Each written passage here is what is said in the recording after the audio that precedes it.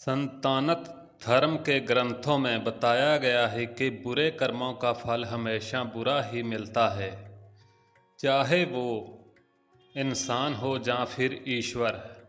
इसका एक उदाहरण माता सीता का है, जिसका जिक्र रामायण में किया गया है। दरअसल रामायण कई भाषाओं में लिखी गई है। भगवान राम से अलग रहना पड़ा। पहले माता सीता का वनवास के दौरान रावण अपहरण कर लेता है और उसका वध करने के बाद माता सीता के साथ भगवान राम की अयोध्या में वापसी होती है। फिर धोबी की वजह से माता सीता को अलग रहना पड़ता है। हम सबके मन में सवाल उठता है कि राम तो भगवान हैं, फिर वे अपनी पत्नी के साथ अलग क्यों रहे। विवाह पंचमी के अवसर पर आइए जानते हैं इससे जुड़ी एक कहानी के बारे में। तो शुरू करते हैं। बगीचे में सहेलियों के साथ थी माता सीता।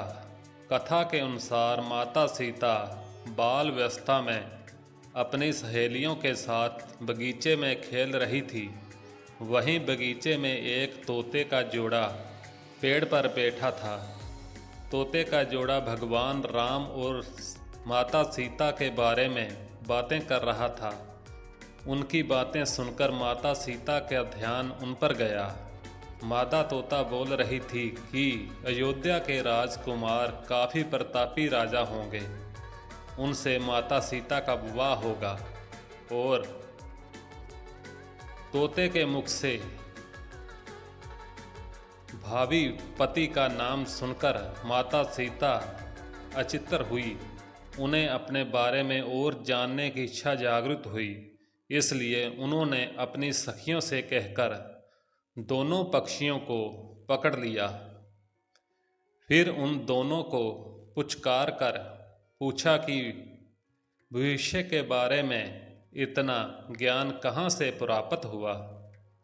तब पक्षियों ने बताया कि इनसे पहले हम महर्षि वाल्मीकि के आश्रम में रहते थे, जहाँ हर रोज राम और सीता के जीवन के बारे में बताया जाता है।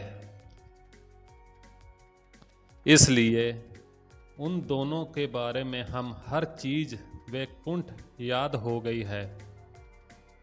इतना कहने के बाद सीता जी ने पक्षियों से कहा कि जिस जानक पुत्री सीता को तुम लोग बात कर रहे हो, वे मैं ही हूँ। मुझे मेरे राम और बारे में और भी बातें जाननी हैं।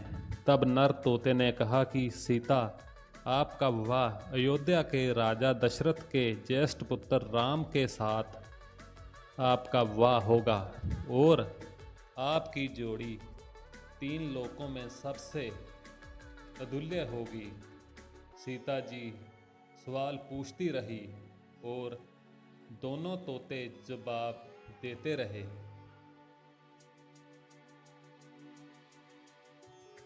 सीता जी ने कहा कि जब मेरा विवाह नहीं हो जाता, तुम दोनों मेरे साथ राजमहल में रहोगे और तुम वहाँ सारी सुख सुविधाएं मिलेंगी। सीता जी की बात सुनकर तोते का जोड़ा घबरा गया। तब नर तोते ने कहा, जनक पुत्री, हम गगन के पंछी हैं, इसलिए पिंजरे में बंद रहकर हम जीवित नहीं रह पाएंगे, इसलिए हमको आज़ाद कर दीजिए। तोते ने इसके लिए बहुत याचना की। तब सीता जी ने नर तोते को छोड़ दिया, लेकिन मादा तोता को नहीं छोड़ा और कहा कि जे मेरे साथ ही रहेगी। नर तोते ने कहा कि मेरी पत्नी गर्भवती है, इसलिए इसे समय पर उसको जाने दें। हम दोनों एक दूसरे का वियोग सहन नहीं कर सकते, इसलिए आप मेरी पत्नी को जाने दें। लेकिन सीता जी ने उनकी एक ना सुनी।